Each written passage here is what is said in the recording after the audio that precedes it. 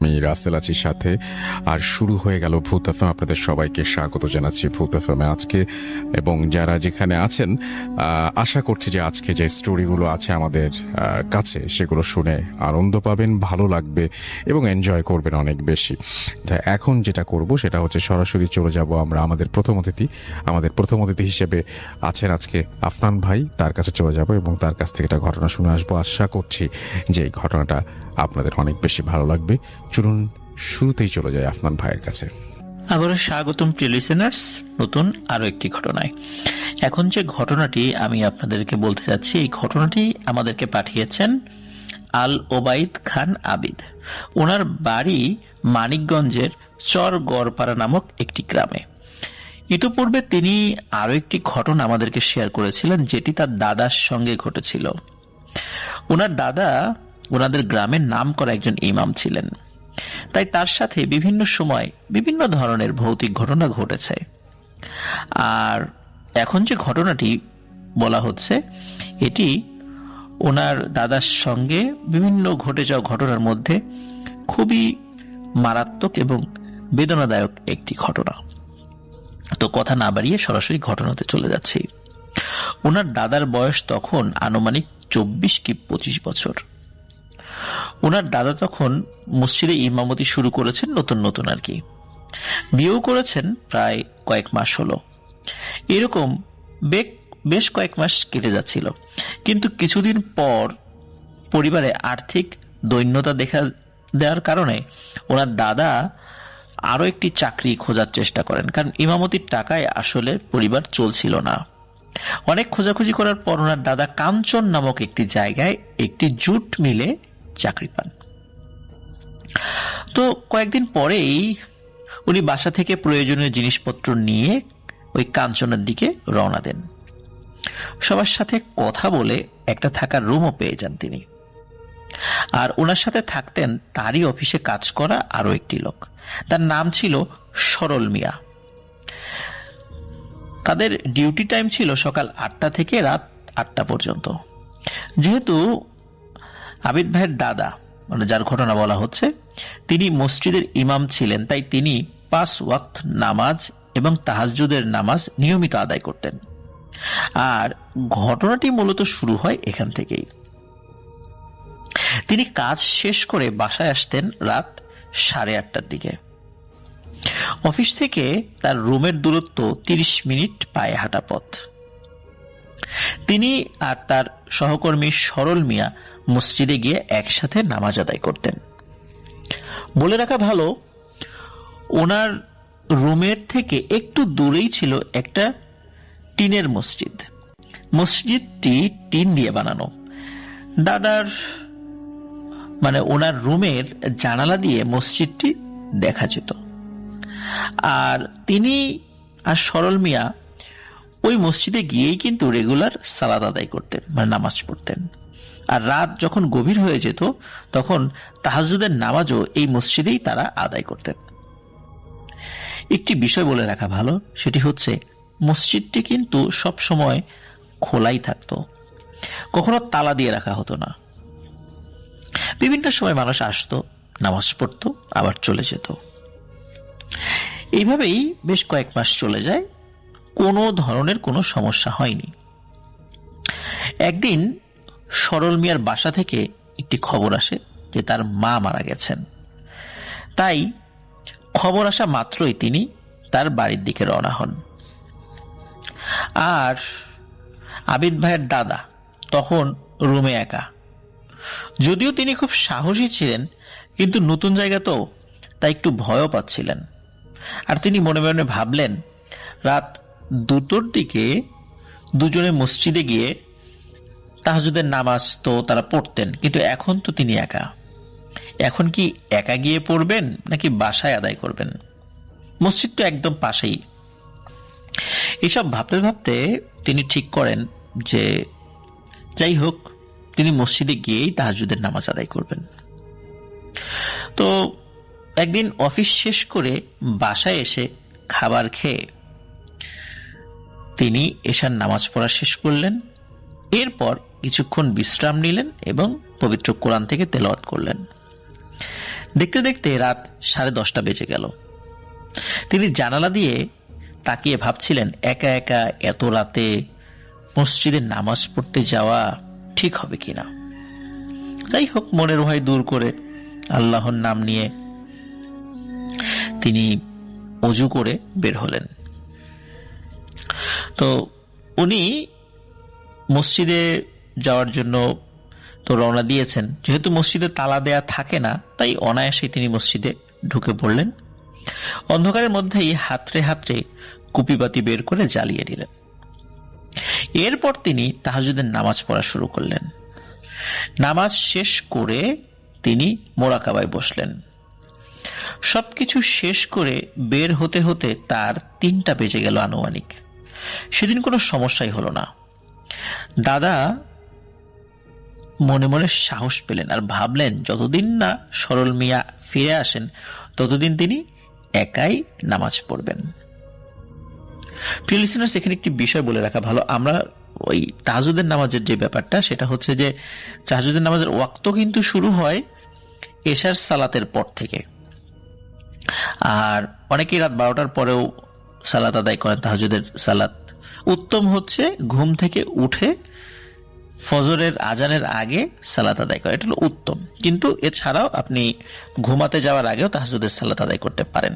এই কারণেই কিন্তু আবিদ ভাইয়ের দাদা এভাবেই সালাত আদায় করতেন। তো যাই হোক, পরের দিন আবারও তিনি অফিস থেকে এসে খেয়ে দিয়ে নামাজ পড়ে কোরআন পড়ে বিশ্রাম নিতে লাগলেন। রাত 10:30 বাজার পর তিনি ওযু করতে বের হলেন। এরপর তিনি মসজিদে ঢুকলেন তাহাজ্জুদের সালাত আদায় করার জন্য। তিনি 1 রাকাত নামাজ পড়ার পর হঠাৎ শুনতে পেলেন জানালায় কেউ ধুমধাম আওয়াজ করছে। এমন মনে হচ্ছে যে সে জানালাই ভেঙে ফেলবে। তো তিনি ভাবলেন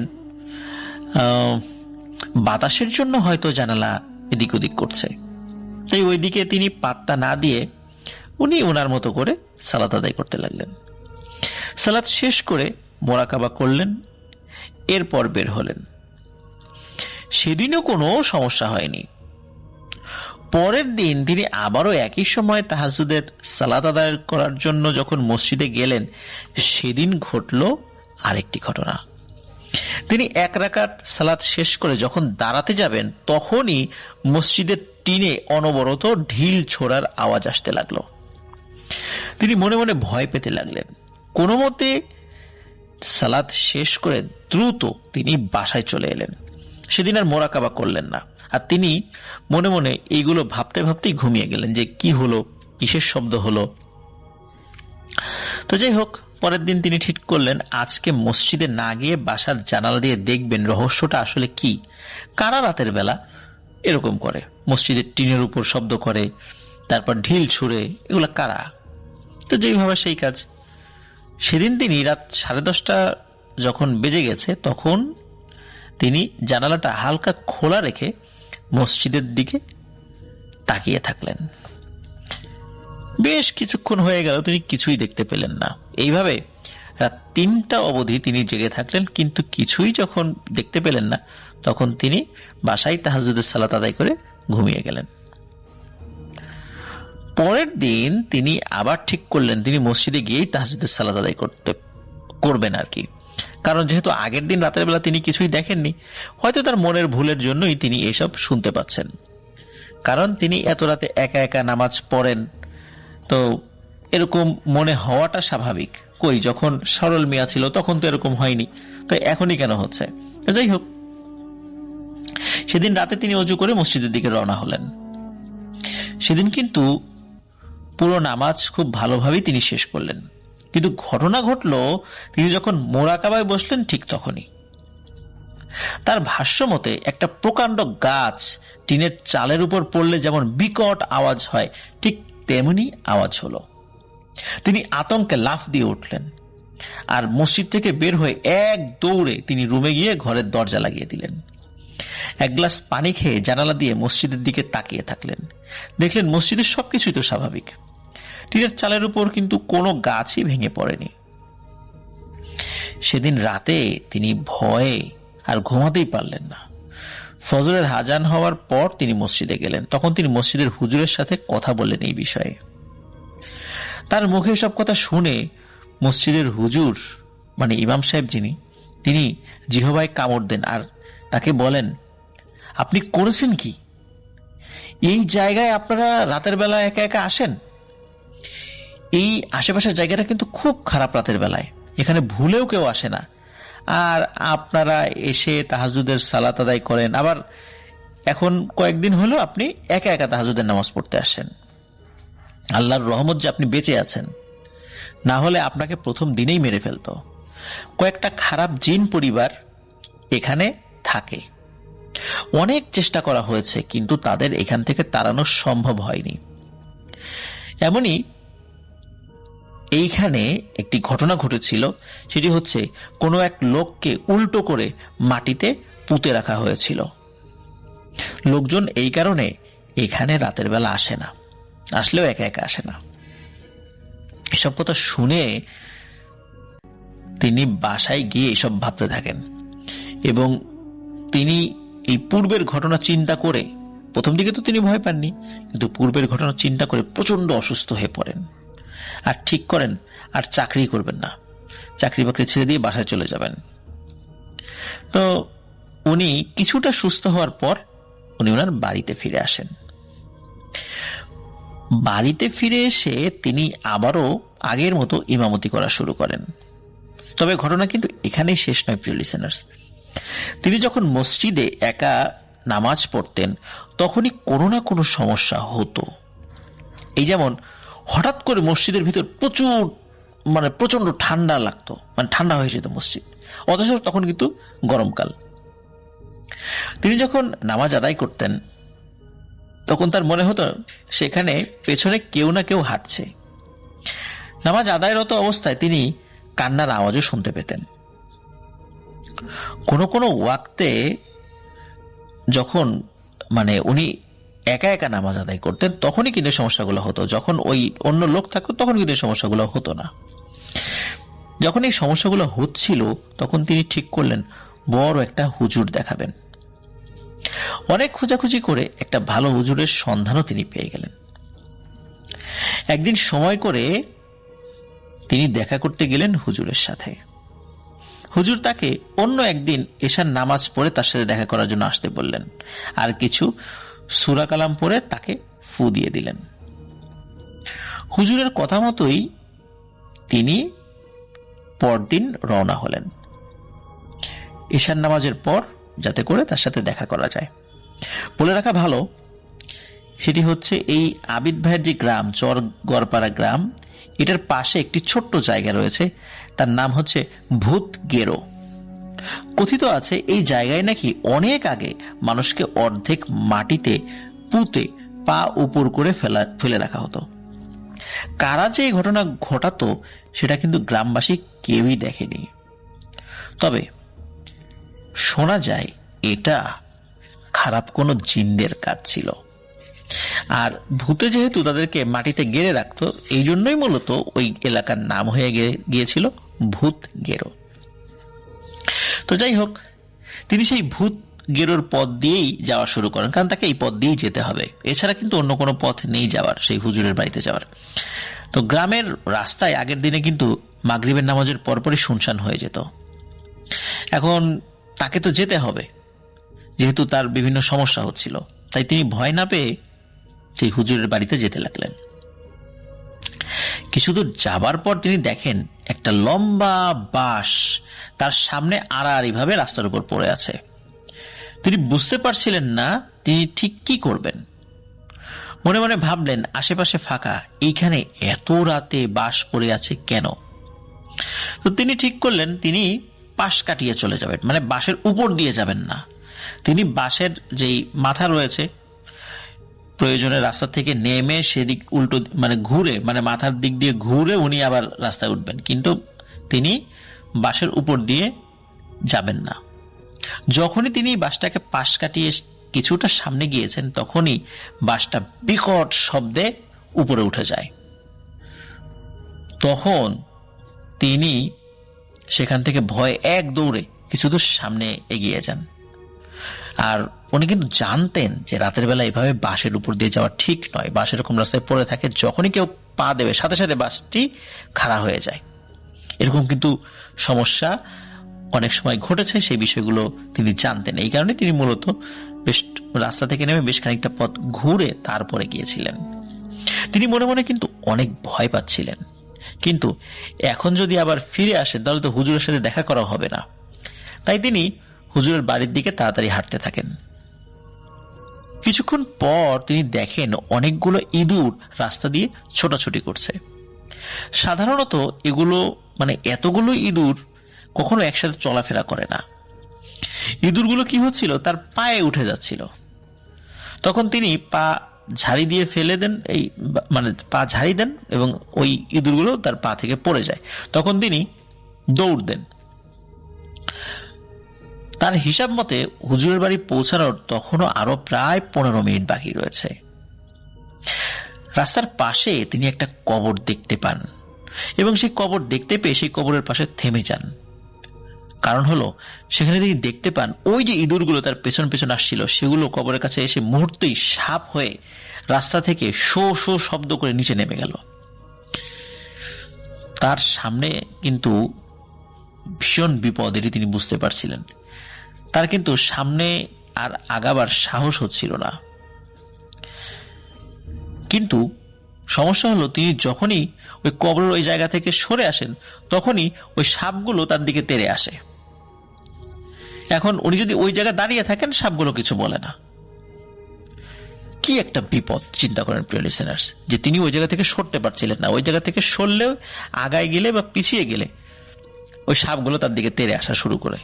আবার যখন কবরের সামনে চলে যায় তখন সাপ কিছু বলে না, দূরে থাকে। এই কারণে তিনি কিছুতেই সেই জায়গা থেকে আসলে সরে যেতে পারছিলেন না, তিনি ওই জায়গায় আটকে যান। কিছুক্ষণ পর তিনি দেখতে পান দুটো লোক কথা বলতে বলতে রাস্তা দিয়ে আসছে। তখন তিনি সাহস ফিরে পান এবং তাদের পেছন পেছন যেতে থাকেন। যখনই ওই দুটো লোক আসছে তখনই কিন্তু তিনি দেখেন যে ওই সাপগুলো আর দেখা যাচ্ছে না। আর যখন তিনি ওই দুটো লোকের পেছন পেছন হাঁটা শুরু করেছেন তখন কিন্তু আর কোনো সাপ টাপ নাই, কিচ্ছু নেই। ওই লোক দুটো ঠিক হুজুরের বাড়ির পাশ দিয়েই চলে যায়। তখন তিনি হুজুর বাড়িতে প্রবেশ করেন। হুজুর তাকে বিশ্রাম নিতে বলেন আর তার সাথে ঘটে যাওয়া সবকিছু শোনেন। হুজুর তাকে ঝাড়ফুঁক করে পানি পরা দেন। তারপর তাকে বলেন যে পরের দিন জোহরের নামাজের পর তুমি আসো। এখানে একটি সমস্যা, সেটা হচ্ছে যেহেতু তার সাথে একটু আগে ভয়ানক কিছু ঘটনা ঘটেছে, এই কারণে তিনি মনে মনে চাইছিলেন সেই হুজুর তাকে বলুক আজকে রাত্রে যেন তিনি এই বাড়িতে থেকে যান, কারণ তিনি মারাত্মক ভয় পেয়েছিলেন। এখন লজ্জায় তিনি মুখ ফুটে বলতেও পারছিলেন না থাকার কথা। তো মনের সাহস এনে তিনি রওনা হয়ে যান বাড়ির উদ্দেশ্যে। হুজুরের বাসা থেকে বের হতেই সামান্য একটু পথ এগিয়েছেন, তখনই তিনি ওই যে একটু আগে যে দুটো লোককে দেখেছিলেন, যে যখন ওই কবরের কাছে তিনি আটকে গিয়েছিলেন সাপের ভয়ে, দুটো লোক এসেছিল, তখন ওই দুটো লোককে আবার দেখতে পান যে তারা হেঁটে আসছে। তখন দাদা মনে মনে সাহস পান। ওই লোক দুটি তার থেকে আনুমানিক 10 থেকে 15 হাত সামনে হাঁটছিলেন। তিনি তাদের সাথে কথা বলার জন্য ডাক দেন, কিন্তু লোক দুটো তার কোনো কথার উত্তরই দিচ্ছে না। তারা তাদের মতো করে নিজেরা বিড়বিড় করে কথা বলতে বলতে যাচ্ছে। তাদের অনেক চেষ্টা করেছিলেন তিনি ধরার, পায়ে হেঁটে ধরার জন্য, কিন্তু পারছিলেন। এক পর্যায়ে তিনি দৌড় দেন, কিন্তু কোনোভাবেই তাদেরকে ধরতে পারছিলেন না। তো যাই হোক, তাদের সাথে হাঁটতে হাঁটতে তাদের পিছনে হাঁটতে হাঁটতে তিনি তার বাড়ির সামনে চলে আসেন। ওই লোকগুলো আবার দাদার বাড়ির সামনে দিয়ে চলে যায় যে রাস্তা রয়েছে। তখন দাদা চিন্তা করেন যে ভালোই হলো, এই লোক দুটো আমার বাড়ির পাশ দিয়ে গেল, ভালো, ওনাদের সাথে কথা না বললেও, ওনাদের ধরতে না পারলেও ওনাদের সঙ্গ পাওয়া গেল। তো উনি আসলে ঘুণাক্ষরও টের পাননি যে আচ্ছা এই লোকগুলোকে যে আমি দৌড়ে ধরতে পারছি না, ঘটনা কি। যাই হোক, যখন তিনি দেখেন যে ওনার বাড়ির কাছাকাছি তিনি চলে এসেছেন, বাড়ির কাছে চলে এসেছেন, ওই লোক দুটো কিছুটা সামনের দিকে আছে। এরপরে হঠাৎ করে তাকিয়ে দেখেন যে ওই লোক দুটো কিন্তু আর নেই। তখন তিনি এই বিষয়ে আর তেমন কিছু ভাবেননি। তিনি মনে করছেন হয়তো বা রাত তো, অন্ধকার হারিয়ে গেছে অন্ধকারের মধ্যে। এই বিষয়গুলো নিয়ে উনি ফার্দার আর কিছু ভাবেননি। তিনি বাসায় ঢুকে হাত মুখ ধুয়ে ঘুমিয়ে পড়েন। পরের দিন জোহরের নামাজ পড়ে দাদা সেই হুজুরের বাড়িতে যান এবং তিনি হুজুরকে বলে যে কাল রাতে, মানে ওই হুজুর তাকে বলে আর কি, দাদাকে বলে যে কাল রাতে আপনার কোনো সমস্যা হয়নি তো? উত্তরে দাদা বলেন যে সমস্যা হয়নি, তবে আমি দুটো লোক দেখেছিলাম, অনেক ডাকলাম কিন্তু আমার কথার কোনো উত্তরই দিল না, ভ্রুক্ষেপই করলো না, এমনকি আমি দৌড়েও তাদের ধরতে পারলাম না। বুঝলাম না সমস্যা কি হলো। তখন হুজুর মুচকি হেসে তাকে বললেন যে বাবা, তুমি কালকে রাত্রে আসার সময় যে দুটো লোককে দেখেছিলে, যখন তুমি কবরের কাছে আটকে গিয়েছিলে, দুষ্টু জিনেরা তোমাকে ক্ষতি করার চেষ্টা করছিল, ওই সময় দুটো লোক ওদিক দিয়ে হেঁটে আসছিল, যার কারণে ওরা তোমাকে ক্ষতি করতে পারেনি। আর তুমি আমার বাসা থেকে ফিরে যাওয়ার সময় যে দুজনকে দেখেছিলে, একই লোক দুটি, এরা মূলত আসলে কোনো মানুষ নয়, এরা আমারই পালিত জিন। রাস্তার তোমার বিপদ হতে পারে ভেবে আমি আগেই ওদেরকে পাঠিয়ে দিয়েছিলাম, কারণ রাস্তাটা ভালো না। আবার তুমি যখন বললে তোমার সাথে ঘটা ঘটনাগুলো, তখন আমি আবার ওদেরকে পাঠিয়ে দেই যেন তুমি ভয় না পাও আর সুস্থভাবে বাড়িতে যেতে পারো। তখন তিনি সব কিছু বুঝতে পারেন যে আসলে আগের রাত্রে দুইবার যে ঘটনা ঘটেছিল, দুজন লোককে দেখেছিল, এরা আসলে মানুষ নয়। তো যাই হোক, হুজুর তাকে কিছু আমল দেন আর বলেন মসজিদে একা নামাজ পড়ার আগে সেগুলো পড়ে নিতে। দাদা হুজুরের কথা মতো কাজ করেন, এরপর থেকে আর তেমন কোনো সমস্যাই হয়নি। কিন্তু এর পরেও কিন্তু আরো ঘটনা ঘটে। হুজুরের বাড়ি থেকে ফিরে আসার কিছুদিনের মধ্যে ঘটে আরো একটি ঘটনা। দাদা যখন মসজিদে একা নামাজ পড়তেন, তখন 3টা সাপ তার আশেপাশে ফুসফুস শব্দ করত, কিন্তু তাকে কিন্তু কিছুই করতো না, মানে কোনো ক্ষতি করতো না। একদিন রাতে তিনি স্বপ্ন দেখেন একটা কালো কাপড় পরা অবয়ব তাকে বলছে, তুই তো বেঁচে গেলি, এখন তোর সন্তানদের কে বাঁচাবে? তিনি ঘুম থেকে উঠে সবকিছু মনে করতে পারছিলেন, আর বাজে স্বপ্ন ভেবে পাত্তা না দিয়ে তিনি স্বাভাবিকভাবে চলতে থাকেন। প্রায় বছরখানেকের মধ্যেই তার ঘরে একটি পুত্র সন্তানের জন্ম হয়। তার বয়স যখন 1.5 মাস বয়স, তখন প্রচন্ড ঠান্ডা লেগে সে পুত্র সন্তান মারা যান। বাড়িতে কান্নার রোল পড়ে যায়।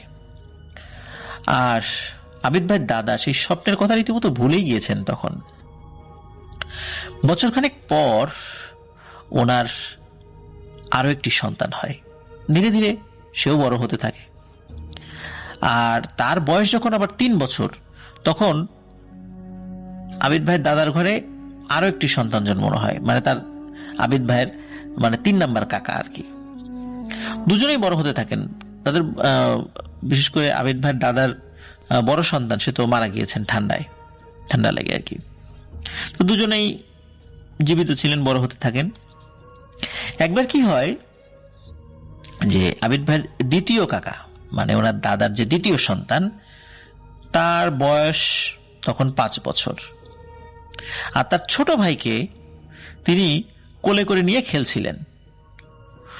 দুজনে খেলতে খেলতে হঠাৎ করে আবিদ ভাইয়ের দ্বিতীয় কাকা, মানে ওনার দাদার দ্বিতীয় সন্তান, হঠাৎ করে তার ছোট ভাই, মানে আবিদ ভাইয়ের তৃতীয় কাকার মাথায় জোরে আঘাত করে। আর সাথে সাথে ওই 2 বছর বয়সী বাচ্চা মারা যান। আবিদ ভাইয়ের দাদা চিৎকার করে কান্নাকাটি করতে থাকেন। আর এর মধ্যে ঘটে আরো একটি অদ্ভুত ঘটনা। যখন ছোট ভাইকে আঘাত করেছেন, ছোট ভাই মারা গিয়েছে, আর তার বয়স তো 5 বছর, সেও তো এমন কিছু বোঝে না, তখন তিনি লাফ দিয়ে, মানে মাটির উপর থেকে উপর দিকে একটি লাফ দেন এবং তার লাফ দিয়ে মাটিতে পড়ে যান এবং এই মুখটা পড়ে বল মাটির উপরে, মনে হচ্ছে যে ইচ্ছা করে মাটির উপর ঠাস করে পড়ে গিয়েছেন। তো উপর হয়ে পড়ার সাথে সাথে তার ঠোঁট কেটে, নাক ফেটে, মুখ দিয়ে দাঁতে আঘাত লাগে, সব এই জায়গাগুলো দিয়ে রক্ত বের হতে শুরু করে। হঠাৎ করে তার এমন আচরণ দেখে সবাই খুবই ভয় পায় এবং অবাক হয়। কিন্তু এই ঘটনা কয়েকদিনের মধ্যে আবিদ ভাইয়ের এই দ্বিতীয় কাকা, মানে তার দাদার দ্বিতীয় সন্তান, সেও মারা যায়। তিনটা সন্তান এভাবে মারা গেল। চলে যাই ডক্টর আরিফের কাছে আবারও। তো আজ এমন কিছু বলতে চাই যা আমার জন্য হজম করা ছিল অনেক কঠিন। এখন যখন বলতে চাইছি তখন আর দ্বিধাবোধ করছি, কিন্তু তারপরও বলছি আমি আমার জীবনের কথাই তো আপনাদের বলি। কারণ একটাই, যাতে আগে থেকেই ধারণা তৈরি করে নিতে পারেন আপনি এমন পরিস্থিতিতে পড়লে কি করবেন। হঠাৎ একদিন ঘুম থেকে ওঠার পর মনে হলো আমি অনেক দিন ধরে ঘুমাচ্ছি। সব কিছু নতুন নতুন লাগতে লাগলো। মনে হলো খুব সুন্দর একটা ঘুম দিয়ে আমার ঘুমটা ভাঙল। কিন্তু তারপর থেকেই একটা সমস্যায় ভুগতে শুরু করি। একটা শব্দ বলতে মন চাইতো না, খেতে মন চাইতো না, কেউ বারবার ডাকলেও তার কথার উত্তর দিতে মন চাইতো না। হাজার চেষ্টা করেও বুঝাতে পারছিলাম না, কিছুই বুঝাতে পারছিলাম না। এছাড়া প্রায় সময় ডান পায়ের পাতায় কাটা ফোটার মতো ব্যথা লাগতো। ডাক্তার দেখে বললেন হয়তো চাপের মধ্যে আছি। তিনি ঘুমের ওষুধ দেন। আমির সাহেব রাতে এসে কত কথা বলতেন আমার সাথে, উত্তর দিতেই চাইতাম না, কারণ কথা বলার ইচ্ছাটাই আসছিল না। উনি সব সময় বলেছেন তুমি ঠিক হয়ে যাবে।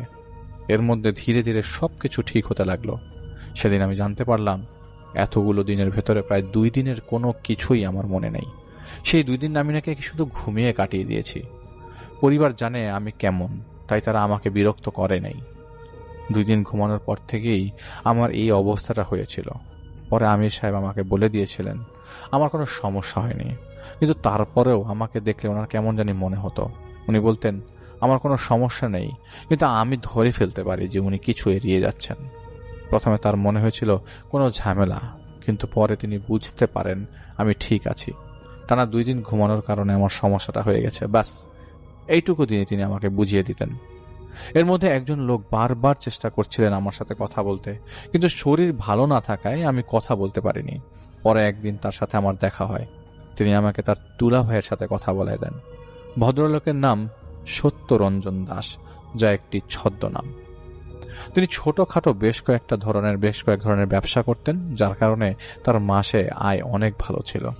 গেল 7 মাস যাবৎ উনি খুব রোগা হয়ে পড়ছেন ধীরে ধীরে, আর তার শরীরের চামড়া গুটি গুটি ছোপ ছোপ আকারে ফোসকা উঠতে লাগলো এবং হালকা পুড়ে গেলে যেমন লাগে তেমন লাগতো। তো তিনি আমাকে বলেন যে দেখুন আমরা তো অন্য ধর্মের লোক, আজ রাত 12:15টায় আমাদের একটা বিশেষ অনুষ্ঠান হবে আমার বোনের স্বামীর সুস্থতার জন্য।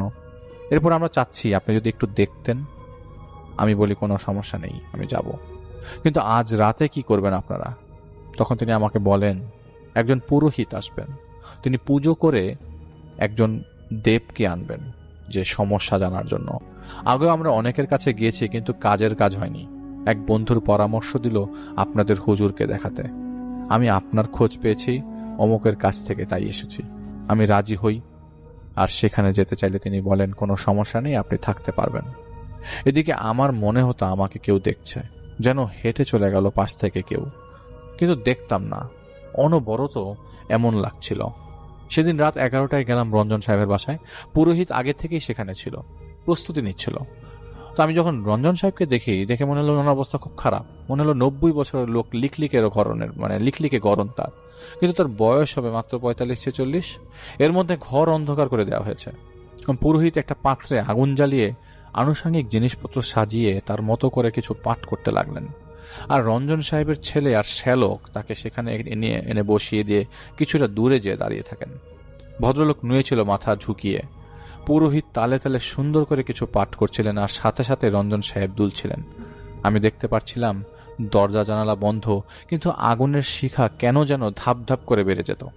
আমি লক্ষ্য করলাম আগুন নীল রঙে রূপান্তরিত হয়ে গেল, আর আমি আমার কানে বাঁশির শীষের শব্দ লাভ পেতে লাগলাম। সে সময় রঞ্জন ঝাঁকি দিয়ে স্টান্ড হয়ে বসে পড়ে, আর আমি দেখলাম দূর থেকে কিছু একটা ধপ করে সেই আগুনের মধ্যে এসে পড়ে, যার কারণে আগুন নিভে যায়, কিন্তু ধীরে ধীরে জ্বলে ওঠে আবার। আমি স্পষ্ট দেখছিলাম একটা ছোট্ট বাচ্চা সেই আগুনের মধ্যে যেন ভেসে আছে। সেই বাচ্চাটা হাতের ইশারা দিচ্ছিল আর রঞ্জনের মুখ দিয়ে কথা বলছিল। তারা অনেক কথা বলছিলেন, কিন্তু আমার কানে কিছুই আসছিল না, শুধুমাত্র একটা আজব ঝনঝানি শব্দ ছাড়া কিছুই না। এক সময় আমার সাথে চোখাচোখি হয় আগুনের মধ্যে যাকে আমি দেখছিলাম তার সাথে। আমার দিকে তাকিয়ে সে একবার সুন্দর করে হাসে, তারপর যেন মলিন হয়ে যায় তার মুখটা। সে আমাকে হাত দিয়ে ইশারা করে ডাকে। আর তখন রঞ্জন সাহেব চোখ বন্ধ অবস্থায় আমার দিকে ডান হাত উঁচিয়ে ইশারা দিয়ে ডাকতে লাগলেন। পরে পুরোহিত আমাকে বলেন, দেব আপনাকে ডাকছেন, এখানে এসে বসুন।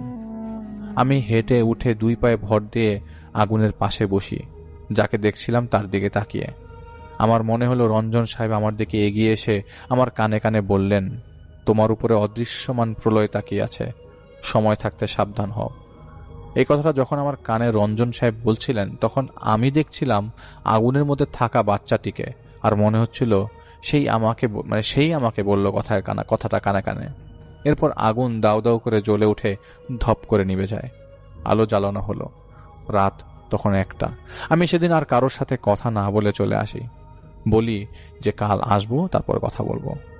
রাস্তায় কিছু অংশ গাড়ি দিয়ে আসার পর বাকি অংশটুকু হাঁটছিলাম। সেই সময় আমার কেন জানি মনে হতে লাগলো আমি আমার পেছনে হাঁটছি। সাথে সাথে রিংটা বের করে পরে ফেললাম। কিন্তু ঠিক তখনই মাথায় তীব্র যন্ত্রণা হতে শুরু করলো। সহ্য করতে না পারে রিং নিজের মাথায় নিজেই চেপে ধরি, যার কারণে ব্যথাটা কমে আসে। টের পাচ্ছিলাম রিং গরম হয়ে গেছে, কিন্তু তখন আমি গুরুত্ব দিইনি। এর মানে হচ্ছে এতদিন আমি মানুষদের হেল্প করতাম এই সকল ব্যাপারগুলো থেকে বের হতে, কিন্তু সেদিন আমি নিজেই আক্রান্ত হয়ে গিয়েছিলাম পুরোপুরি, যা আমি তখন মাথা ব্যথার সময়ে রিং গরম হওয়ার পরও উপলব্ধি করতে পারিনি। আমি বাসায় এসে আমির সাহেবকে ডেকে বলি, আমি আগুনের মধ্যে একজন বাচ্চাকে দেখেছি যাকে তারা দেব বলে ডাকতো, আর সে আমাকে বলছে প্রলয় কি নাকি তার নাম, তার নাকি নজর আমার উপরে, আমাকে সাবধান থাকতে বলেছে। আর আমার মাথা ব্যথা শুরু করলো, কিন্তু এখন আর নেই। উনি এটা শুনে আমাকে বলেন, যাকে আগুনে দেখেছ তার নামটাই দেব, সে ভালো জিন, হয়তো তাদের খেদমত করতে এসে তোমাকে শয়তানের কুমন্ত্রণা থেকে বেঁচে থাকার পরামর্শ দিয়ে গেলেন। খারাপ কি? এটুকুই বলল, কিন্তু তখনও তিনি কিছু এড়িয়ে যাচ্ছেন। আমি জানতে চাই রঞ্জন সাহেবের সমস্যা কি। তখন তিনি অপেক্ষা করতে বলে চলে গেলেন, যেভাবে তিনি সবসময় যান। তিনি ফিরে এসে আমাকে বলেন, দেখো একটা জায়গা আছে যেখানে তাদের লাশগুলোকে দাহ করা হয়। সেখানে এই লোকের নামে জাদু করে কিছু বস্তু মাটিতে চেপে রেখেছে। যখন সেখানে কাউকে দাহ্য করা হবে, তখন সেখানকার তাপের আঁচ সেই বস্তুগুলোতে লাগে, যার কারণে ওনার শরীরে ছোপ ছোপ দাগ পড়ে গেছে, যা তাকে যন্ত্রণা দিচ্ছে। সাথে সেখানকার মাটি শুকনো থাকার কারণে রঞ্জন সাহেবের শরীর শুকিয়ে যাচ্ছে। এই বস্তুগুলো চাইলেই তোলা সম্ভব নয়। পুরোহিত জানেন বস্তুগুলো কোথায়, কিন্তু তারা নিজেরাও তা তুলতে পারছেন না। যার 2 নম্বর কারণ হলো, যদি সাবধানে সেই বস্তু তোলা না হয়, তাহলে রঞ্জন সাহেবের ক্ষতি হয়ে যাবে বড় রকমের। যদি জাদুর বস্তু কোনোভাবে আলাদা হয়ে যায়, তাহলে রঞ্জন তখনই মারা যাবে। তো আমি আপনাদের বলতে যাচ্ছি, আমির সাহেবের এই 2 নম্বর কথাটি মনে রাখবেন। আর 1 নম্বর কারণ হলো, ওই বস্তুর পাহারায় অনেকগুলো দেও আছে, যাদের সাথে পেরে ওঠা মুশকিল, দেও জিন যেটা বলে। তারা সেদিন সেই দেবকে ডেকেছিল সেই বস্তুগুলো যেন তুলে নেয় সে, কিন্তু সে তার অপারগতা প্রকাশ করে। আমি তাকে বলি, এখন কি করা যেতে পারে ওনার জন্য। আমির সাহেব আমাকে বলেন, আগে যাও, শুনে আসো কোথায় কি পোতা আছে, আর দিনের বেলায় সেই জায়গাটা তুমি দেখে আসো পুরোহিত সাহেবকে নিয়ে, যেখানে বস্তুগুলো পোতা আছে। এটা বলে তিনি চলে যান। তো পরের দিন আমি রঞ্জন সাহেবের সাথে দেখা করতে যাই, সেখানে যে দেখতে পাই ভদ্রলোক ক্লেশহীনভাবে তাকিয়ে আছেন দেয়ালের দিকে। এরপর তার শ্যালক, যিনি আমাকে নিয়ে এসেছিলেন, তিনি আমাকে বিস্তারিত বললেন। রঞ্জন সাহেব একদিন তার চামড়ার জুতার ছোট একটা কারখানা থেকে বের হয়ে বাড়ি ফিরছিলেন। তিনি যখন হাঁটছিলেন, তখন তিনি টের পাচ্ছিলেন তার বুকটা চিনচিন করে ব্যথা করছে। তিনি বাসায় ফিরতে ফিরতে ক্লান্ত হয়ে পড়েন। সে তাই বাসায় ঢুকে ফ্রেশ হয়ে খাবার খেয়ে শুয়ে পড়েন। রাতে তিনি স্বপ্ন দেখতে পান তিনি তার বাসার দিকে হেঁটে যাচ্ছেন। পেছন থেকে মৃত দেহ কাঁধে নিয়ে কয়েকজন লোক তাকে পাশ কাটিয়ে সামনের দিকে চলে যেতে লাগলো। তিনি তার বাসার সামনে এসে দেখতে পান অনেক লোকজন দাঁড়িয়ে আছে বাইরে। তিনি লক্ষ্য করলেন তার দিকেই সবাই তাকিয়ে আছে। সবার চেহারা একই রকম দেখতে। সেই সময় তিনি 2 তলা থেকে কান্নার শব্দ শুনতে পাচ্ছিলেন। তখন নিচে দাঁড়িয়ে থাকা লোকগুলো তাকে ইশারা দিয়ে উপরে যেতে বলে। তিনি সিঁড়ি ঘরে আর তার দরজার ফ্ল্যাটের সামনে দেখতে পান অনেকগুলো লোক দাঁড়িয়ে আছে। এর মধ্যে থেকে কিছু লোক অনেকগুলো কাঠ খড়ি নিয়ে তাকে পাশ কাটিয়ে ঢুকে যায় তার ফ্ল্যাটে। তিনি ভেতরে যে দেখতে পান তিনি নিজেই শুয়ে আছেন বিছানায়, সেইভাবে ঘুমন্ত অবস্থায়।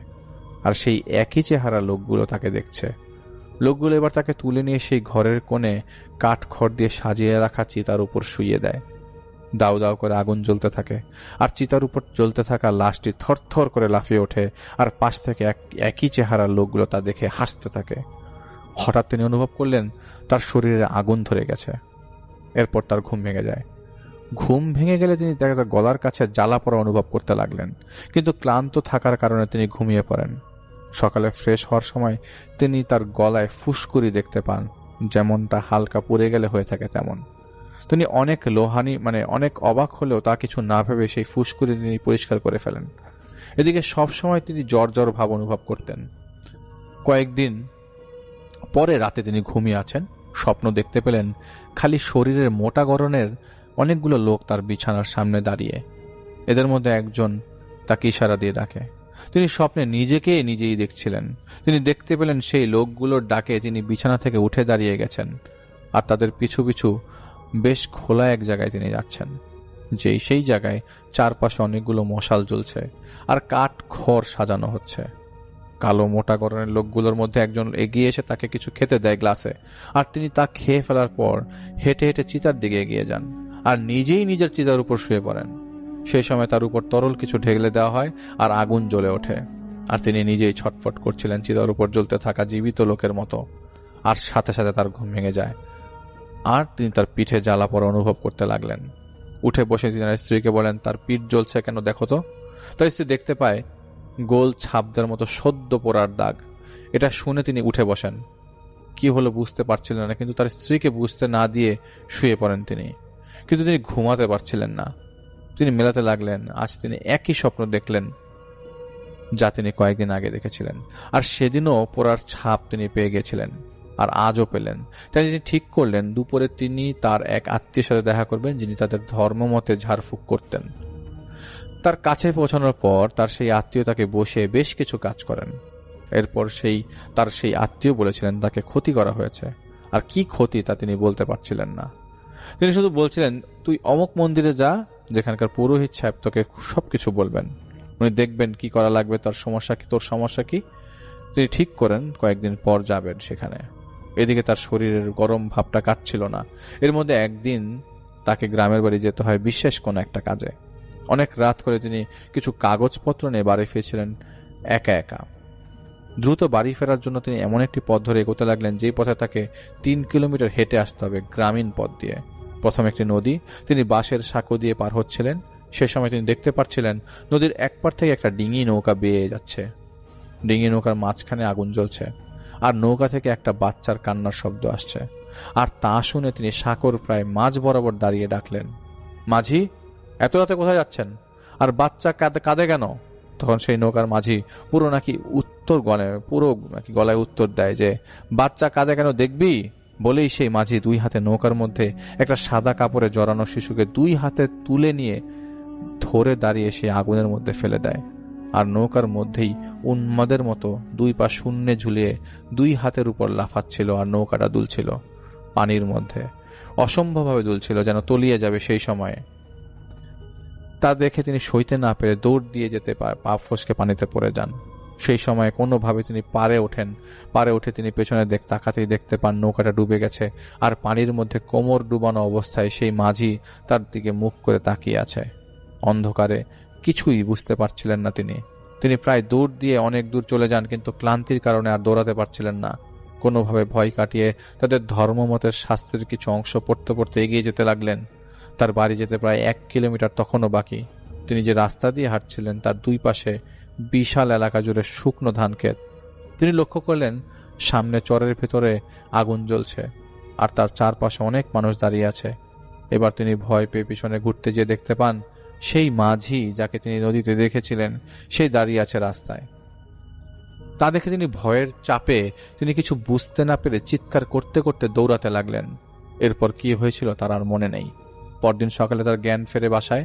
তাকে পাওয়া যায় বাড়ির বেশ কাছাকাছি এক জায়গায় বেহুশ অবস্থায়। প্রথমে ধারণা করা হয় যে জমি সংক্রান্ত কারণে হয়তো কেউ তাকে মারধর করেছে, কিন্তু রঞ্জন সাহেব সব খুলে বলার পর তারা বুঝতে পারেন যে রঞ্জনকে কিছু করা হচ্ছে। এলাকার একজনের মাধ্যমে তাকে ঝাড়ফুঁক করা হয়।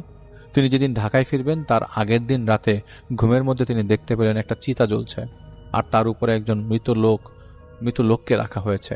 তার চারপাশে কালো পশমে ভরপুর, মানুষরূপী পশু দাঁড়িয়ে আছে। পাশ থেকে একজন লোক এগিয়ে এলো চিতার সামনে, আর জ্বলন্ত চিতার মধ্য থেকে খুবলে খুবলে বিভৎসভাবে পোড়া লাশের অংশ টেনে টেনে বের করে সেই মানুষরূপী পশুগুলোর দিকে ছুঁড়ে মারছিল সেই লোক। এটা দেখেই তার ঘুম ভেঙে যায়, আর স্বপ্নের বিভৎসতা সামলাতে না পেরে তিনি রীতিমতো বমি করতে শুরু করেন। এতটা চাপ তিনি বমি করার সময় পান যে যার কারণে অসাড় হয়ে বিছানা থেকে পড়ে যান তিনি। তাকে সেবা শুশ্রূষা করে সুস্থ করা হয়, কিন্তু প্রতিদিন ঠিক মাঝরাতের সময় তার বমি হতে শুরু করে, সাথে ছোপ ছোপ রক্ত আসতে লাগলো। দিন দিন তার অবস্থা খারাপ হচ্ছিল।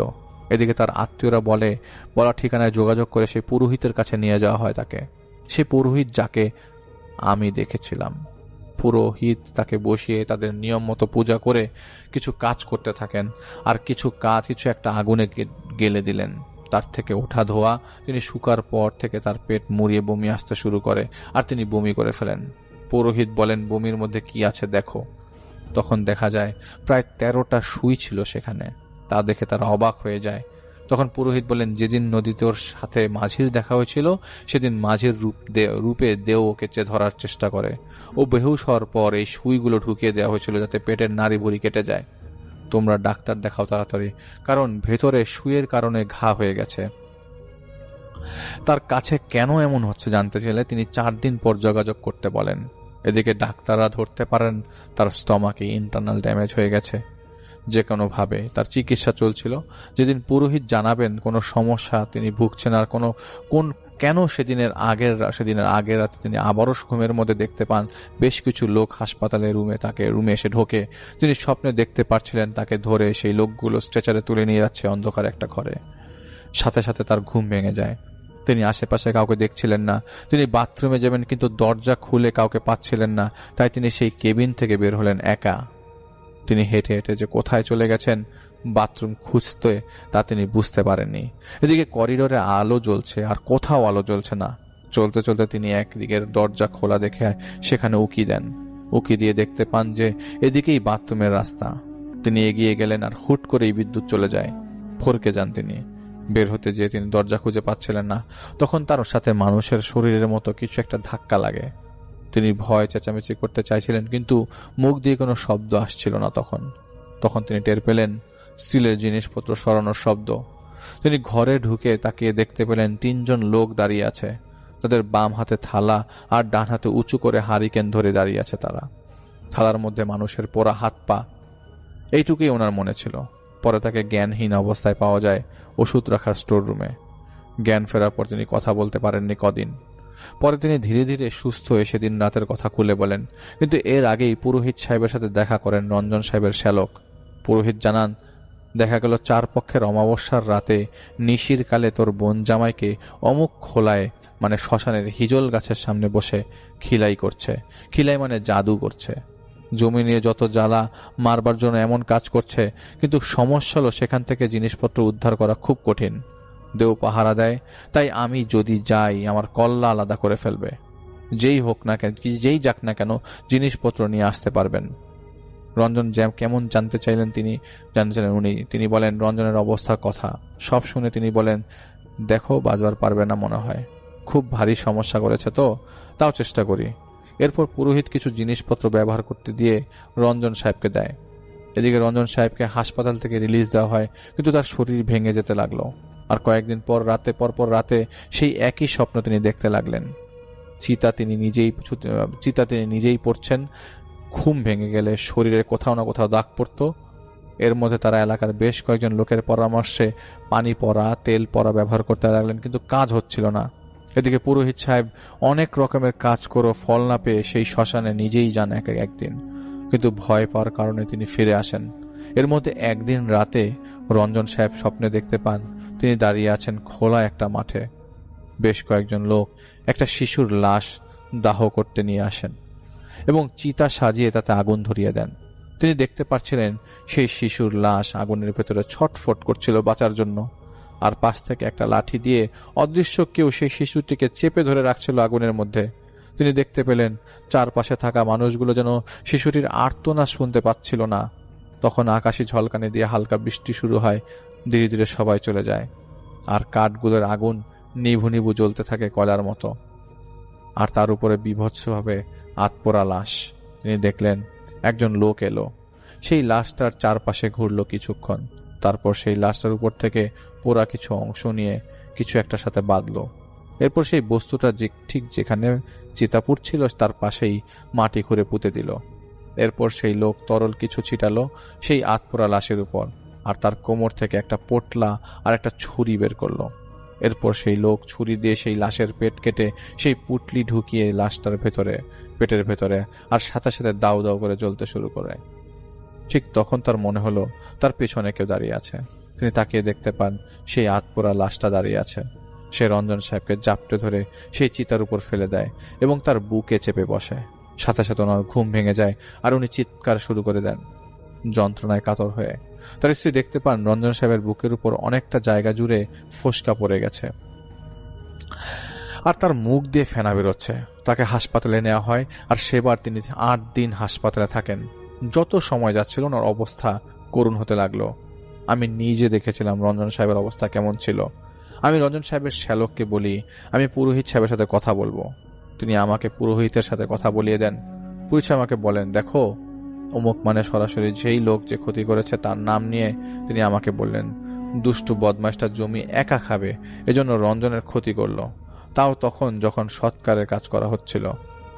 কি বলবো তোমাকে, আমি নিজে অক্ষম, বয়স হয়েছে আর খুব বিপদের কাজ, তাই না করে দিয়েছে যে আমি ওসব অপবিত্র জিনিস ধরতে পারবো না। এছাড়া পাহারা দিয়ে রেখেছে যদি কেউ আনতে যায় জিনিসগুলা, তখন যেন তাকে ধরে ফেলে। আমি জানতে চাই দেব কেন পারলেন না তাকে তুলে ফেলতে, যা খারাপই আছে সব। আমি তাকে এটাও বলি যে আমি তাকে দেখেছিলাম। তার সঙ্গে তিনি অবাক হয়ে আমাকে বললেন, তুমি দেখলে কিভাবে? তুমি কি আগে থেকে দেখতে পারো? তখন আমি বলি আমি জানি না, কিন্তু মাঝে মাঝে দেখতে পাই এদের, সব সময় না।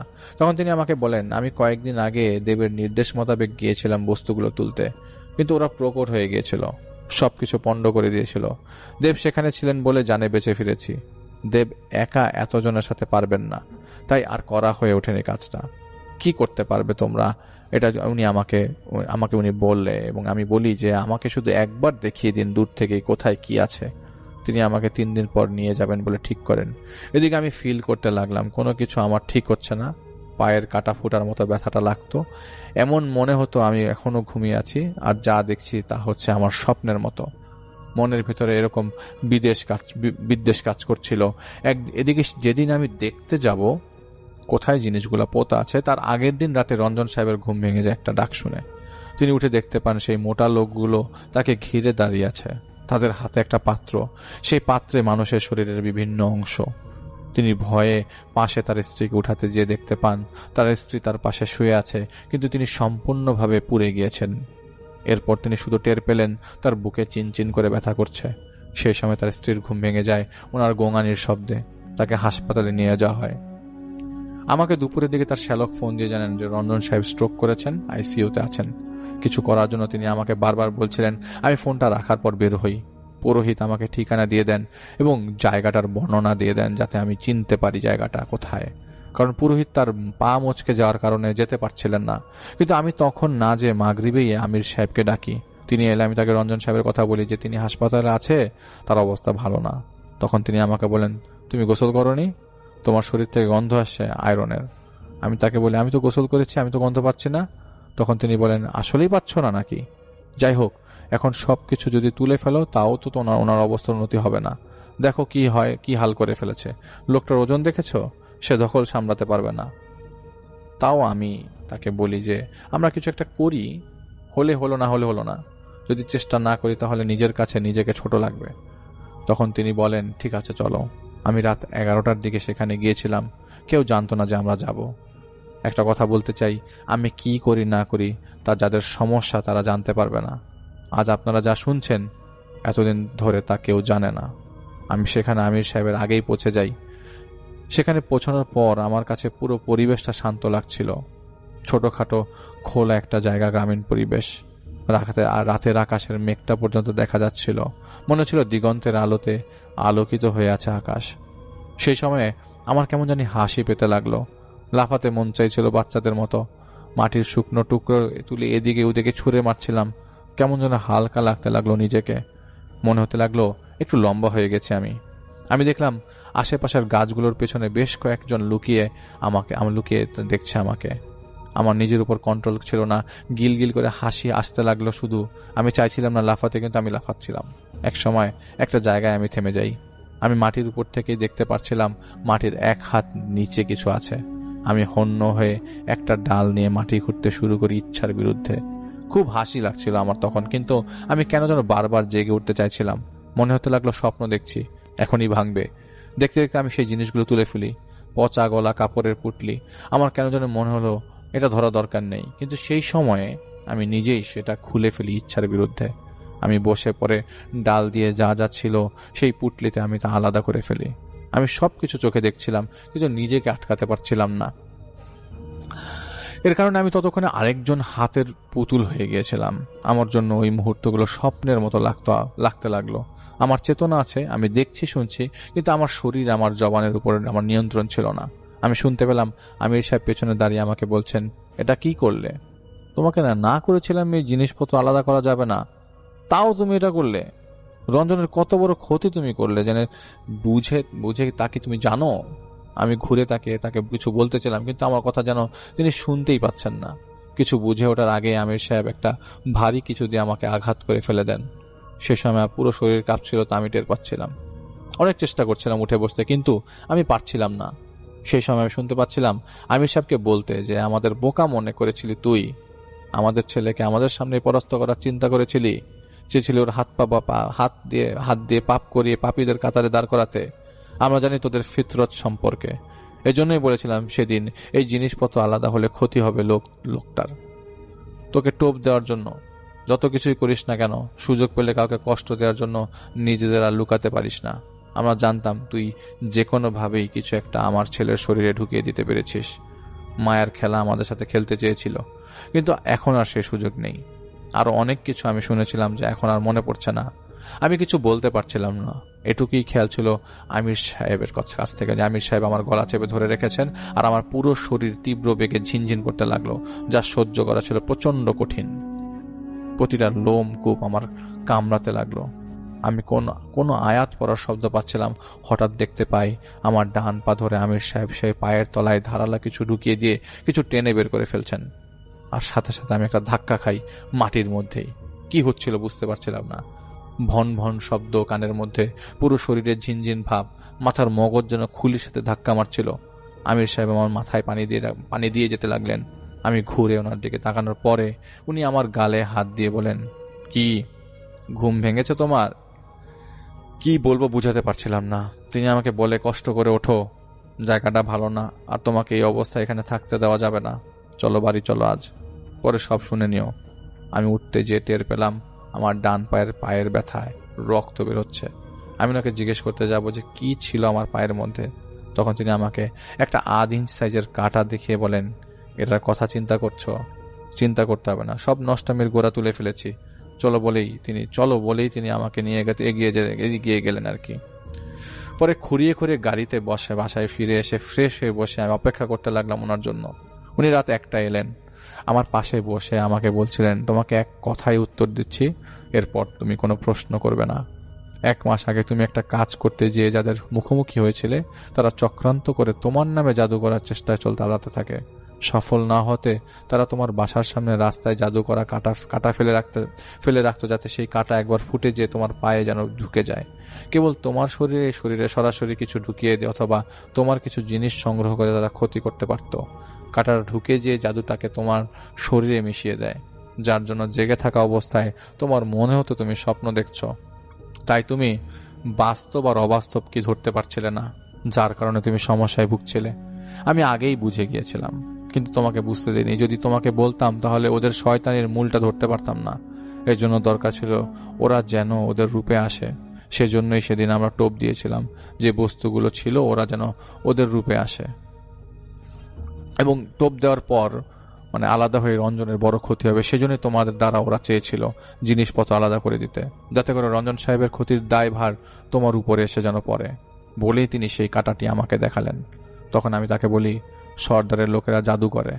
তখন তিনি বলেন, হ্যাঁ করে, তুমি ঠিক হয়ে গেছো। এখন আরেকটা কাজ করতে হবে, শেষ চেষ্টা করতে হবে, যাতে রঞ্জন সাহেবের সুস্থতা হওয়ার আশা যেন আমরা করতে পারি। আমাদের সেখানে যেতে হবে। সেখানে বড় একটা গাছ আছে, যার তার নিচ থেকে বাকি জিনিসপত্র বের করতে হবে। তার কথা মতো পরদিন সন্ধ্যায় আমি সেখানে যাই। গাছটার নিচে আমি যে দাঁড়ানোর পর আমার মনে হলো একটা গরু ঝোপঝাড়ের পাশ দিয়ে আমার দিকে তাকিয়ে ফোঁস করছে। আমি জিনিসপত্রগুলো তুলে ফেলি আর তা আমির সাহেবের হাতে দিই। আমির সাহেব জিনিসগুলো হাতে নিয়ে দেখে আমাকে বললেন, আর কিছু করার থাকলো না বলে তিনি সেই জিনিসগুলো ছুঁড়ে মারেন ঝোপঝাড়ের মধ্যে, যেখানে আমার মনে হচ্ছিল একটা গরু আছে। মন খারাপ হয়ে গিয়েছিল না, সেখান থেকে আমি চলে আসি। উনি শুধু আমাকে বলেছিলেন, আফসোস লাগে জাহিদ, শান্তিতে কোনো ইনসান থাকতে পারে না। শান্তির পরশ কি তারা বুঝলো না? আমি বাসায় ফিরে আসি। তার 2 দিন পর রাতে রঞ্জন সাহেবের স্ত্রী ঘুমিয়েছিলেন। তিনি ঘুমের মধ্যে দেখতে পান কালো মোটা শরীরের একজন লোক তার স্বামীর শরীরে কিছু ঢেলে দিয়ে আগুন ধরিয়ে দিয়েছে। জ্বলন্ত অবস্থায় তার স্বামী দাপাচ্ছিলেন। পানি পানি এই শব্দটি তিনি শুনতে পাচ্ছিলেন। সেই সময় তার স্বামীর পেট কেটে ভেতর থেকে একটা বড় সাপ বের হয়ে চলে যায় দরজা ভেদ করে। এরপর তার ঘুম ভেঙে যায় এবং তিনি দেখতে পান তার স্বামী সত্যি বিছানাতে দাপড়াচ্ছিলেন। ক্যাথেটার লাগানো থাকায় সেই জায়গাটা কেটে রক্তে ফ্লোর মেখে যায়। তিনি বের হয়ে ডাক্তারে ডাকতে যাবেন, সেই সময় তিনি দেখতে পান তার স্বামী নিথর হয়ে গেছেন।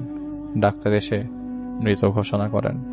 মারা যাওয়ার আগে রঞ্জন সাহেবের ওজন হয়ে গিয়েছিল 36.7 কেজি। যে তার ক্ষতি করেছে সে তার এক আত্মীয়, যার সাথে জমি নিয়ে বিরোধ ছিল। অনেক বেশি দেরি হয়ে গিয়েছিল, তাই সব রকমের চেষ্টা ব্যর্থ হচ্ছিল। আমার সাথে হওয়া ঘটনাটাই মূলত অন্য একটি সমস্যা থেকে সূত্রপাত করেছিল। আমি নিজেই আক্রান্ত হয়ে গিয়েছিলাম অজান্তেই। জাদু করা কায়ের কাটা পায়ে ফুটে কত শতভাবে ক্ষতি করা হয় ভেবে বলা মুশকিল। আমার নিজের সাথে ঘটতে থাকা ঘটনাটা কোন জায়গা থেকে শুরু তা একদিন আপনাদের কাছে শেয়ার করব। কিন্তু একটা জিনিস বলতে চাই, আক্রান্ত লোকগুলো অনেক সময় কোনটা বাস্তব কোনটা অবাস্তব তা বুঝতে পারে না। তাই তাদের আচরণে পরিবর্তন আসে, তারা চুপচাপ হয়ে যায়, কারণ তারা অনুভব করার চেষ্টা করতে থাকে যে তারা এখন জেগে আছেন না স্বপ্ন দেখছেন। যেই লোক রঞ্জন সাহেবের ক্ষতি করেছিলেন তিনি পরে ঠিকই তার পাপের শাস্তি পান। একদিন ভোরবেলা তাকে মৃত অবস্থায় পাওয়া যায়, ঘাড় ঘোরানো অবস্থায়। পাপ কাউকেও ছাড়বে না। তো এটা ছিল ঘটনা। আশা করছি আপনাদের ঘটনাটা ভালো লেগেছে। গতবারের ঘটনা পড়ার পর আমি কান্না করে দিয়েছিলাম, আপনাদের বুঝতে দিইনি ঘটনা বলার সময়, এবং আমি যতই ঘটনা শুনি ততই মুগ্ধ হই, যেভাবে আপনারা হন, যেভাবে সবাই হয়। আপনাদের সহযোগিতা একান্তই কাম্য, কারণ সামনের কোনো একটা এপিসোডে শুধু জাহিদ ভাই আসছেন তার ঘটনা নিয়ে। আমাকে এতটুকু বলেছেন যে আলিফ ভাই আপনি ঘটনা কত বড় বরাদ্দ করতে পারেন আমার জন্য। আমি বলেছি শুধু জাহিদ ভাই আপনি ঘটনা পাঠান, কিন্তু কত বড় হবে সেটার চিন্তা আপনাকে করতে হবে না। যদি সারাটা এপিসোড আপনাকে দিয়ে চালানো যায়, আপনার ঘটনা পড়া হয়, আমি সেটা পড়তে রাজি আছি। আপনারা যারা ঘটনা শুনলেন তারা অনেকে অনেক ধরনের কথা চিন্তা করতে পারেন। অনেকেই ভাবতে পারেন এই ঘটনাটা আমার পড়া ঠিক হয়নি, অথবা এই ঘটনা থেকে আপনারা অনেক কিছু প্র্যাকটিসের ব্যাপারে চিন্তা করতে পারেন, যেটার ব্যাপারে আমরা বলবো যে আপনারা এরকম কিছু চিন্তা করবেন না। এবং আমরা শুধুমাত্র ঘটনাই পাঠাচ্ছি, ঘটনাই শেয়ার করছি আপনাদের কাছে।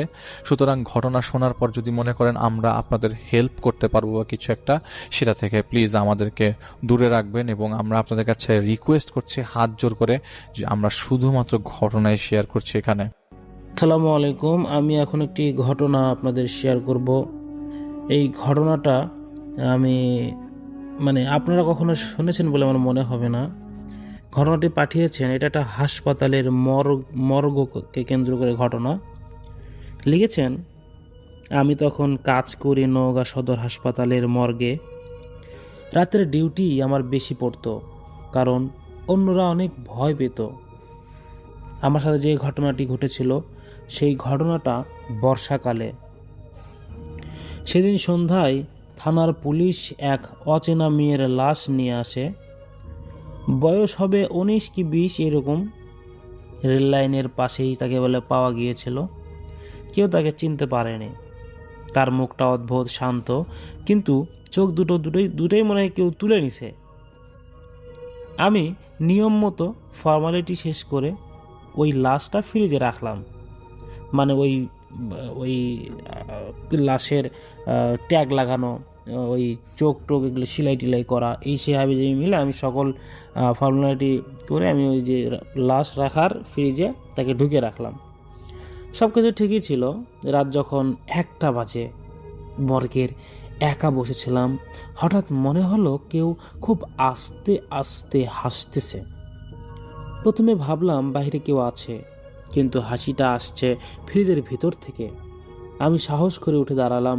ফ্রিজের কাছে যেতে না যেতেই ঠান্ডা বাতাস একদম আমার কানে এসে লাগলো। হাসিও থেমে গেল। আমি দরজা খুললাম।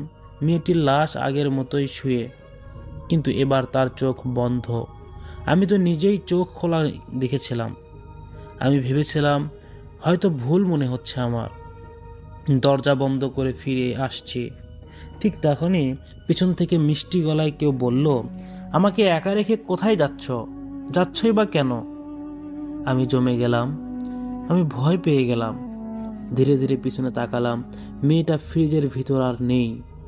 সে দাঁড়িয়ে আছে মর্গের কোনায়, চুল ভেজা, চোখ ফাঁকা, ঠোঁটে অদ্ভুত হাসি। এবং সে বলল, আমি তো মরিনি। আমি বললাম, তুমি মৃত, তোমাকে রেল লাইনের পাশে পাওয়া গিয়েছে। সে ধীরে ধীরে এগিয়ে এলো এবং বলল, আমাকে ঠেলে ফেলা হয়েছিল, আমি এখনো ওদের খুঁজছি। হঠাৎ মর্গের সব লাইট নিভে গেল, অন্ধকারে শুধু তারই হাসি। তারপর সে আমার সামনে এসে দাঁড়ালো, আমার কানে ফিস ফিস করে বলল, আপনি কি আমাকে সাহায্য করবেন? আমি কালেমা পড়তে শুরু করলাম। হঠাৎ তার মুখ বদলে গেল, চোখ থেকে রক্ত গড়িয়ে পড়েছে। সে চিৎকার করে উঠল, আমাকে কেন রেখে গেল ওরা? তারপর হঠাৎ মাটিতে লুটিয়ে পড়ল সেই মেয়ে। সাথে সাথে ওখানকার লাইটগুলো জ্বলে উঠল। ফ্রিজের ভিতরে আবার সে শুয়ে আছে, কিন্তু এবার তার 2 চোখ দিয়ে অটোমেটিক মরার পরও রক্ত বের হচ্ছে। পরের দিন পোস্টমর্টমের রিপোর্টে লেখা হলো, মেয়েটা ট্রেনের ধাক্কায় মারা যায়নি, মারা গেছে শ্বাসরোধে। কয়েকদিন পর পুলিশ এই তদন্ত করে 2 জনকে গ্রেফতার করেছেন এবং বাকি আসল ঘটনা আসলে কেউ জানে না তারপরে কি হয়েছিল, কিভাবে কিসের জন্য ওই মেয়েটাকে ট্রেন থেকে ধাক্কা দিয়ে ফেলে অথবা শ্বাসরোধ করে মারা হয়েছিল। এবার এই ঘটনাটি একটু বেশি ভয়ঙ্কর এবং এই ঘটনার পরে খুবই সব কিছু শান্ত ছিল। আমি আবার কাজ শুরু করছিলাম নওগাঁ সদর হাসপাতালের মর্গে, কিন্তু একটা অদ্ভুত ব্যাপার খেয়াল করতাম। রাতে মর্গের দরজার সামনে ভেজা মাটির পায়ের দাগ পাওয়া যেত। কেউ ঘরে ঢোকে না, বেরো হয় না, তবুও কে যেন হাঁটে আসছে তার পায়ের দাগ। এক বৃহস্পতিবার রাতে, ঘড়িতে তখন প্রায় 2টা বাজে, মর্গ তখন আমি আর নাইট গার্ড ছাড়া কেউ নেই। হঠাৎ ফ্রিজের ভিতর থেকে ধাক্কার শব্দ, ধাম ধাম ধাম করে। আমি গার্ডকে ডাকলাম, কিন্তু সে নাকি ঘুমিয়ে পড়েছিল। আমি ধীরে ধীরে ফ্রিজের কাছে গেলাম। ফ্রিজের হাতল ধরতেই বরফ ঠান্ডা লাগলো। দরজা খুলতেই দেখি ভেতরে শুধু সেই মেয়েটার লাশ না, আরও একটা লাশ ছিল, যেটা আমি কখনোই সেখানে দেখিনি বা রাখিনি। একটা 30-35 বছরের পুরুষ। তার চোখ খোলা। আমি ভয় পেয়ে দরজা বন্ধ করতে গেলাম। ঠিক তখন ভেতর থেকে 2টা গলা একসাথে বলল, আমাদের বের কর। আমি পিছনে সরে গেলাম। হঠাৎ মর্গের বাতি নিজে থেকে নিভে গেল। অন্ধকারে শুনতে পেলাম কেউ যেন বলছে, তুমি তো আমাদেরই একজন। আমার মাথা ঘুরতে লাগলো। তারপর হঠাৎ মনে হলো আমি শুয়ে আছি ফ্রিজের ভিতরে। আমার শরীর কেন ঠান্ডা, আমি নড়তে পারছি না, আমি চড়তে পারছি না। দেখলাম সাদা কাপড় পরা আমি নিজেই সেই ফ্রিজে শুয়ে আছি, আর দরজার বাইরে সেই মেয়েটা দাঁড়িয়ে, সে হাসছে। ধীরে ধীরে বলল, তুমি তো আগেই আমাদের সাথে আসছ। হঠাৎ জোরে এক আজানের শব্দ হলো। আমি চিৎকার দিয়ে উঠে বসলাম এবং চারিদিকে তাকিয়ে দেখি আমি মর্গের চেয়ারে বসে আছি। সব কিছু স্বাভাবিক, কিন্তু আমার হাতের তালুতে বরফের মতো ঠান্ডা কিছু এমনভাবে ছুঁয়ে দিয়েছে। তারপর থেকে আমার হাতের তালু, অর্থাৎ আমি হাতের মুঠ এক করতে পারি না। তো সেই ঘটনার পর আমি আর কয়েকদিন কাজেই যাইনি, এত ভয় পেয়েছি। এক রাতে আমি মর্গের বাইরে বসেছিলাম, হঠাৎ মনে হলো কেউ আমার নাম ধরে ডাকছে, ডম, ও ডম। আমি পিছনে তাকালাম, কিন্তু সেখানে কেউ নেই। ঠিক তখনই ওই মর্গের ভিতর থেকে কাচের মতো ভাঙা শব্দ এলো। আমি দরজা খুলে ভিতরে ঢুকলাম। সব ফ্রিজ ঠিক আছে, কিন্তু দেয়ালের কোনো একটা জিনিস দেখলাম, আমার নিজের জুতা। আমি তো ডিউটিতে নতুন জুতা পরে এসেছিলাম, এই জুতা তো আগে ছিল না। জুতার ভিতর ভেজা মাটি। হঠাৎ লাইটগুলো ঝিকঝিক করতে লাগলো। তারপর ফ্রিজের সব দরজা একসাথে খুলে গেল। ভিতর থেকে কোনো লাশ নেই, শুধু খালি জায়গা সেই ফ্রিজে। আমি পিছনে ঘুরেই দেখলাম মর্গের দরজার পাশে আমি নিজেই দাঁড়িয়ে আছি, কিন্তু আমার শরীর হচ্ছে যেন কাচের মতো। আমি ধীরে ধীরে বললাম, আমি তো মারা গেছি, তাই না? সেই অবয়ব মাথা কেটে ফেলে বলল, মানে যে যার লাশ নিয়ে এসেছিল সেই অবয়ব বলল, তুমি তো সেই দিনই মারা গিয়েছিলে যেদিন প্রথম লাশটা কেটেছিলে। তারপর হঠাৎ সব কিছু অন্ধকার হয়ে যায়। পরের দিন সকালে হাসপাতালের লোকজন আমাকে মর্গের ফ্লোরে অচেতন অবস্থায় পায়। কেউ জানে না আমি রাতে সেখানে কি করছিলাম, কিন্তু আজও রাত যখন ঘুম ভাঙে রাতে, আমি নিজের শরীরের দিকে তাকিয়ে তাই দেখি, এবং আমার বুক বাম পাশে সেলাইয়ের দাগ, যেটা আগে ছিল না। আর কানে খুব আস্তে করে কেউ বলে, ডোম, তুমি তো আমাদেরই একজন। তো এই ছিল ঘটনা। প্রিয় লিসেনার, যারা এতক্ষণ পর্যন্ত আমাদের ঘটনাগুলো শুনলেন তাদেরকে অসংখ্য ধন্যবাদ। আমরা প্রতিনিয়ত আপনাদের জন্য এইরকম ঘটনা বাছাই করে আপনাদের সামনে তুলে ধরার চেষ্টা করি। আপনারা যদি এইরকম বাছাইকৃত ঘটনা শুনতে পছন্দ করেন তাহলে অবশ্যই এই চ্যানেলটিকে সাবস্ক্রাইব করবেন। ভূত এফএম লাভার যারা আছেন তারা একটু কমেন্ট করে যাবেন কে কোথা থেকে আমাদের ঘটনাগুলো শুনছেন। আমরা প্রতিনিয়ত আপনাদের জন্য যে ঘটনাগুলো বাছাই করে থাকি সেই ঘটনাগুলো আমি নিজে শুনে তারপরে আপনাদের সঙ্গে তুলে ধরি, যাতে আমি বুঝি যে আমার অডিয়েন্সরা কী ধরনের ঘটনা পছন্দ করে। যাই হোক, অনেকেই আমাদেরকে অনেক জায়গা থেকে ঘটনা শোনার পরে কমেন্ট করে ঘটনা কেমন লেগেছে তা আমাদের জানায়। এটা খুবই ভালো, যদি আমার ভুল থেকে সেটাও বলে। কিন্তু আজ পর্যন্ত কেউ বলেনি যে ভাইয়া ঘটনা ভালো হয়নি। সবাই বলেছে ভাইয়া আমরা খুব ভালো লাগে আপনাদের শো, এবং আমরা চাই আপনারা আরও ভালো ভালো ঘটনা প্রোভাইড করেন, এবং কালো জাদুর ঘটনা, আরও অনেক ডক্টরের ঘটনা বা অ্যাম্বুলেন্স চালকের ঘটনা, অ্যাম্বুলেন্স ড্রাইভারের সাথে যে ভয়ঙ্কর ঘটনা ঘটে যায় সেই ঘটনাগুলো তারা শুনতে চায়। অনেকেই চায় তান্ত্রিকদের ঘটনা, বিভিন্ন জায়গা থেকে বিভিন্ন ধরনের ঘটনা মানুষ চাচ্ছে। তো সবার আমি বলেছিলাম সবার চাহিদা অনুযায়ী একটা ঘটনা আমি বানিয়ে দিব, তো আজকে বানালাম। যদি এই ঘটনা ভালো লাগে কমেন্ট করুন, এবং পরবর্তীতে কোন ধরনের কন্টেন্ট বা কোন রিলেটেড বা কার মুখ থেকে ঘটনা শুনতে চান, আমরা কিন্তু ডক্টর আলিফ ভাইয়া, আহসান ভাইয়া, বাবু ভাইয়া সহ আরও অনেক জায়গা থেকে ঘটনা কালেক্ট করি এবং সেই ঘটনাগুলো কিন্তু আপনাদের সামনে তুলে ধরার চেষ্টা করি। যদি আপনাদের সেই ঘটনাগুলো ভালো লাগে তাহলে আমাদেরকে সাপোর্ট করতে পারেন, আমাদেরকে সময় দিতে পারেন, আমাদেরকে বলতে পারেন যে ভাই এই ধরনের ঘটনা ভালো লাগে। তো যাই হোক, আপনাদের ভালো লাগার জন্য সবসময় আমরা ভিডিও ছাড়ি প্রতিদিন রাত 10টায়, আপনারা জানেন। যারা জানেন না তারা অবশ্যই মনে রাখবেন যে ভূত এফএম চ্যানেল সর্বদাই রাত 10টায় ঘটনা ছাড়ে। তো আজকের মতো এখানে বিদায় নেই। সবাই ভালো থাকবেন, সুস্থ থাকবেন। দেখা হচ্ছে নেক্সট এপিসোডে বা নেক্সট কোনো ঘটনাতে। ধন্যবাদ। আসসালামু আলাইকুম।